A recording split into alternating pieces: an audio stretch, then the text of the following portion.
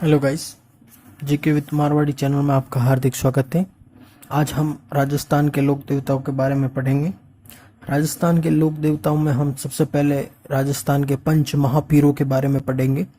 पंच महापीरों को याद करने के लिए हमने एक ट्रिक बनाई है, गोपाराम है। देखिए, गोपाराम में से गो से गोगा जी, पा से पाबू जी, रा से रामदेव जी, म से मेहा जी और ह से अड़बू जी। ये सबसे पहले हम गोगा जी के बारे में अध्ययन करेंगे। गोगा जी के उपनाम में हम सबसे पहले पढ़ते हैं राजा मंडलिफ, गुग्गू बापू, चाहर पीर, सर्पदंश के देवता। ध्यान रखें, सवाल सबसे ज़्यादा जो मुझे लगता है वो राजा मंडलिफ के नाम से पढ़ता है, क्योंकि आप जितने भी लोक देवता पढ़ेंगे उनके पहले या उनके बाद में कोई सा भी ऐसे लोक देवता नहीं है जिनका नाम राजा के सामने लगे, यानी राजा की उपाधि के रूप में लगे। सिर्फ गोगा जी ही हैं जिनके राजा मंडलिफ जैसी उपाधि या इनसे संबंधित कुछ फैक्ट मिलते हैं। ठीक है, गुग्गू बापू इनका नाम है, गुग्गू बापू भी कहा जाता है। गु से इनको एक इम्पोर्टेंट चीज़ ये याद रखना, गूगल पौधा जो था, गूगल ये पौधा गोरखनाथ जी ने इनकी माँ को दिया, तब इनका जन्म हुआ था। ठीक है, जहार पीर मोहम्मद गजनवी ने कहा था। सर्पदंश के देवता तेजा जी भी हैं और गोगा जी भी हैं। जन्म इनका विक्रमी संवत 1003 को हुआ था। पिता का नाम जेवर सिंह जी चौहान था, माता का नाम माचल था। पत्नी इनकी केलमदे थी, केलमदे सांखला थी इनकी पत्नी का नाम, केलमदे सांखला।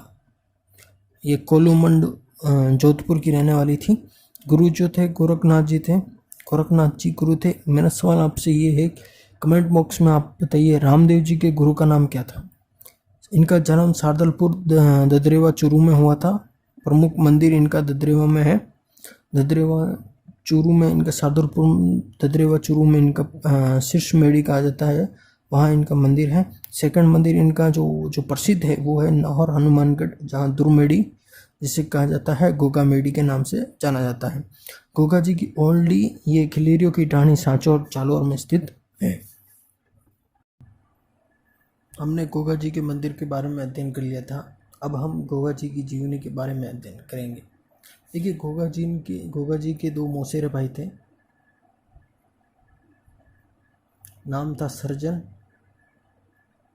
और अर्जुन। इन दोनों भाइयों की गोगा जी से नहीं बंधी थी। इन्होंने मोहम्मद गजनवी का साथ लिया। मोहम्मद गजनवी के साथ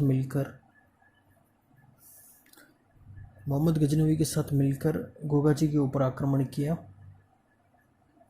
जिसमें गोगा जी आक्रमण यानी युद्ध किया। तो इसमें गोगा जी ने अपने 47 पुत्रों और 65 भतीजों के साथ युद्ध में वीर गति को प्राप्त हो गए थे।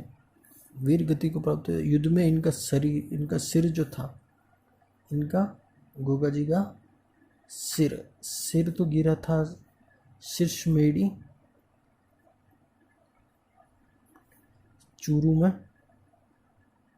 ददरेवा चूरू में, और इनका धड़ गिरा था इनका दुर्मेड़ी नौहर हनुमानगढ़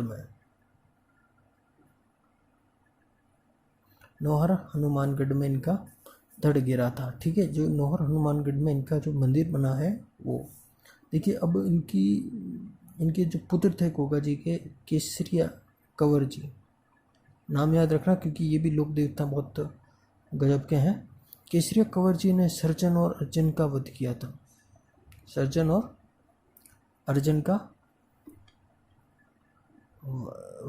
था।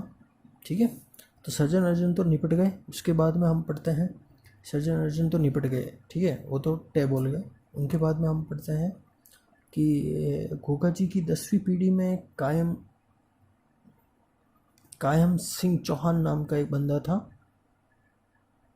कायम सिंह चौहान नाम के बंदा था, जो कि फिरोज शाह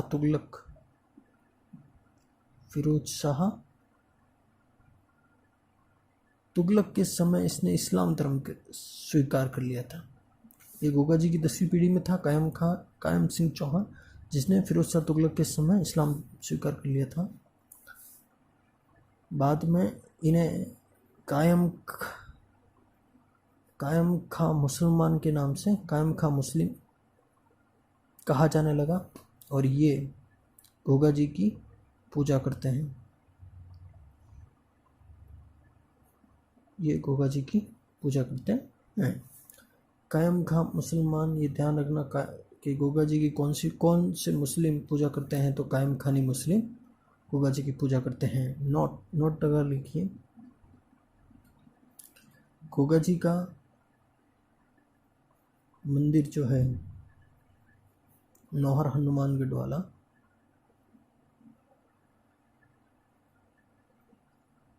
उसका निर्माण फिरोज शाह तुगलक ने कराया था।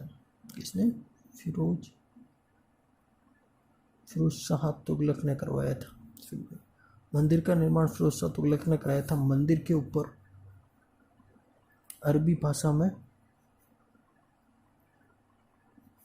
बिस्मिल्लाह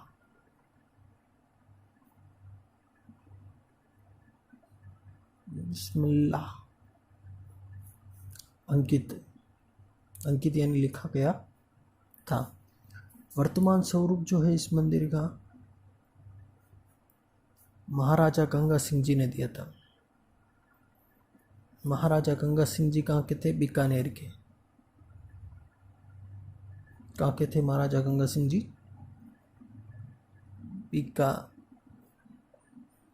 बीकानेर के थे महाराजा गंगा सिंह जी। ठीक है।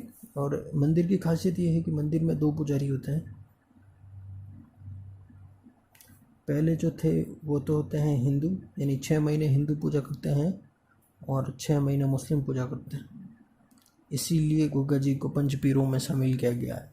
पंच पीरों का मतलब यह है कि जिनकी पूजा हिंदू भी करे और मुस्लिम भी करे, वो पंच पीर होता है। देखिए, अगर आपको सेशन बढ़िया लग रहा है तो ही लाइक करें, अन्यथा ना करें। देखिए, हमारी कोशिश हम पूरी कर रहे हैं। ठीक है। हिंदू और मुस्लिम इनकी पूजा करते हैं। उनके बाद में देखिए एक इम्पोर्टेंट है कि किसान हल जोतने से पहले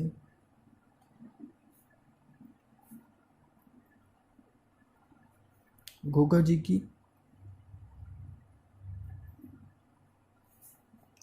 राखड़ी यानी राखी हल और हाड़, हल प्लस हाड़ को बांधता है, जिससे उसकी फसल अच्छी होती है। ठीक है। और एक बात ये भी है, गोगा जी के जो ध्वज चढ़ाए जाते हैं, ध्वज, उनको छड़िया कहा जाता है। क्या कहा जाता है? छड़िया। इम्पोर्टेंट नहीं है लेकिन पूछ भी सकते हैं। ध्यान रखें, गोगा जी के गायन के लिए डेरू वाद्य यंत्र का प्रयोग किया जाता है। किसका? डेरू वाद्य यंत्र का प्रयोग किया जाता है। डेरू वाद्य यंत्र का प्रयोग किया जाता है। गोगा जी के गायन के लिए डेरू वाद्य यंत्र का प्रयोग किया जाता है। डेरू वाद्य यंत्र का प्रयोग किया जाता है और डेरू वाद्य यंत्र